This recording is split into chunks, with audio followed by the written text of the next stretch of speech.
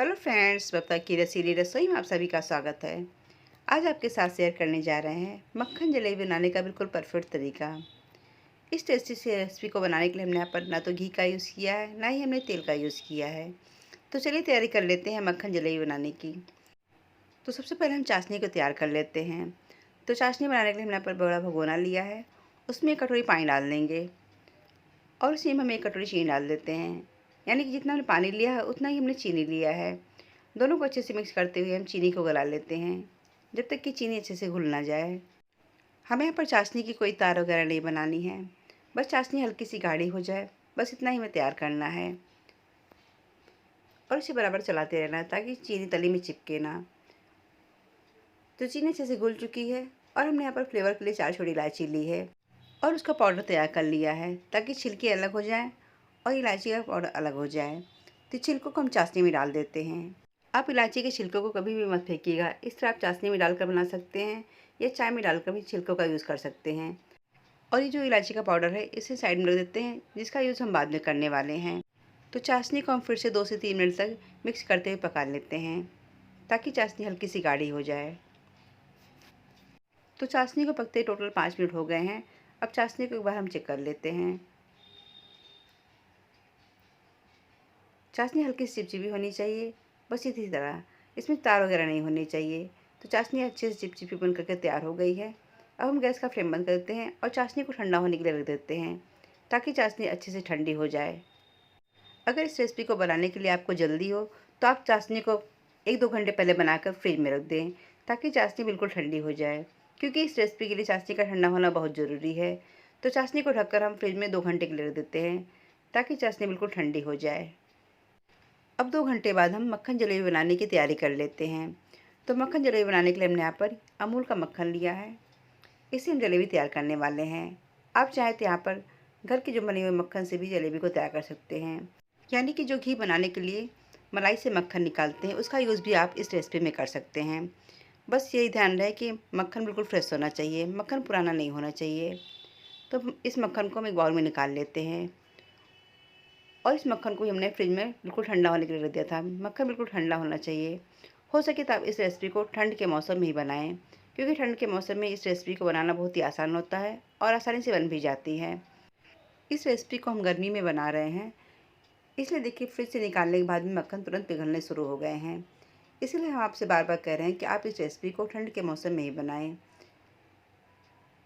तो सारे मक्खन को हम बाउल में निकाल लेते हैं और इस विस्कर की सहायता से इसे अच्छे से फेंट लेंगे ताकि मक्खन बिल्कुल स्मूथ हो जाए और बिल्कुल क्रीमी टेक्सचर में आ जाए। आप यहाँ पर इसे स्पून की हेल्प से भी अच्छे से फेंट सकते हैं। इस मक्खन को हमें 2 से 3 मिनट तक अच्छे से फेंटना है, जब तक कि बिल्कुल स्मूथ मिश्रण ना बन करके तैयार हो जाए। अब इसमें हम डाल देते हैं पिसी हुई इलायची का पाउडर, जिसे हमने बचा कर रखा था। इससे फ्लेवर बहुत ही अच्छा आता है इस जलेबी का। तो इसे एक बार फिर से अच्छे से फेंट लेते हैं ताकि इलायची पाउडर इस मक्खन में अच्छे से मिक्स हो जाए।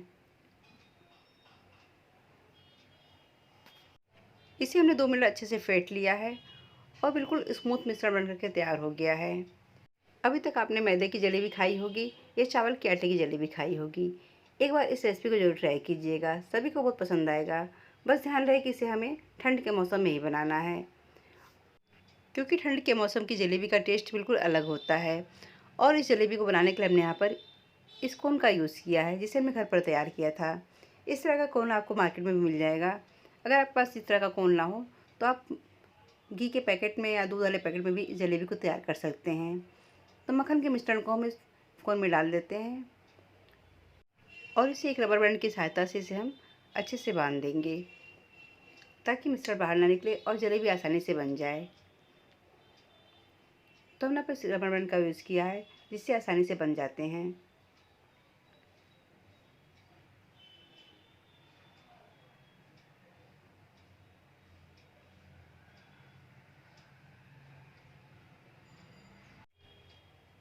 तो कोन बन करके तैयार हो गया है।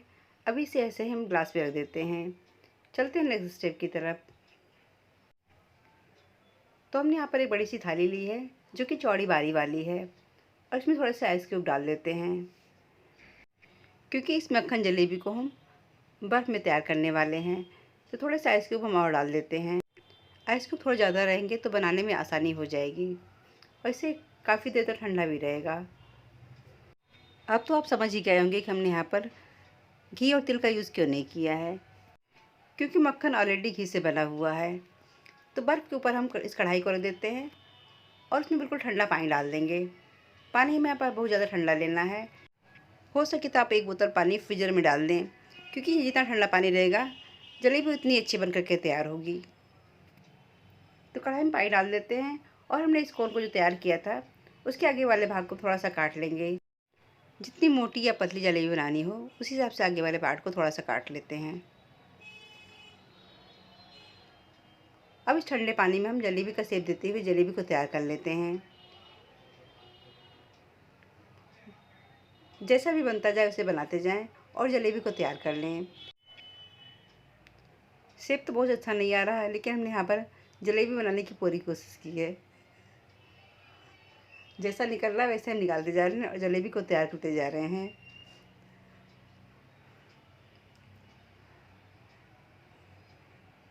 यहाँ पर आप जलेबी का शेप मत देखिएगा, बल्कि इसके टेस्ट को देखिएगा। टेस्ट काफ़ी अच्छा बन करके तैयार हुआ है। अब सारी जलेबी को डालने के बाद इसे हम 1 से 2 मिनट के लिए इसे छोड़ देंगे ठंडे पानी में ही, ताकि जलेबी हल्की सी कड़ी हो जाए। और फिर 1 से 2 मिनट बाद इसकी साइड को पलट लेंगे। अगर लगे जलेबी पलटते नहीं बन रही है तो आप इसे 1-2 मिनट के लिए छोड़ दें, फिर इसकी साइड को पलटें। जब ये कड़ी हो जाएंगी तो आसानी से पलटते बन जाती हैं। और पलटने के बाद इसे फिर से हम 2 मिनट के लिए छोड़ देंगे, ताकि जलेबी की दूसरी साइड भी अच्छे से कड़ी हो जाए। अब जलेबी देखिए काफ़ी कड़ी हो चुकी है।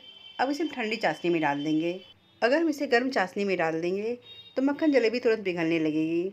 इसलिए हमें यहाँ पर जलेबी बिल्कुल ठंडी चाहिए और चाशनी भी बिल्कुल ठंडी होनी चाहिए। इस मक्खन जलेबी को हमने किसी की शादी में खाया था, मुझे बहुत ही टेस्टी लगी, इसलिए मैंने सोचा इस रेसिपी को आप लोगों के साथ शेयर किया जाए। तो सारी मक्खन जलेबी को हम इस चाशनी में डाल देते हैं। ठंड के मौसम में इस जलेबी को बनाने पर जलेबी का शेप बिगड़ता नहीं है और अच्छे से बना रहता है। इसलिए आप इस रेसिपी को ठंड के मौसम में ही ट्राई कीजिएगा। और हमने इस चाशनी के नीचे ठंडा पानी भी रख दिया है और उसमें थोड़े से आइस क्यूब भी डाल दिए हैं, ताकि चाशनी गर्म ना हो और ठंडी बनी रहे। इस तरह रखने पर चाशनी ठंडी रहेगी और मक्खन जलेबी पिघलेगी नहीं। अब जब भी इसे सर्व करना हो तो आप इसे ठंडे ठंडे सर्व कर सकते हैं और आप इसे फ्रिज में रखकर 1 से 2 दिन तक खा भी सकते हैं। तो लीजिए तैयार हो गई हमारी ये मक्खन जलेबी। अगर रेसिपी पसंद आए और चैनल पर नए हैं तो वीडियो को लाइक करिएगा, चैनल को सब्सक्राइब शेयर करना मत भूलिएगा। तो मिलते हैं ऐसी रेसिपी के साथ, तब तक के लिए बाय एंड टेक केयर।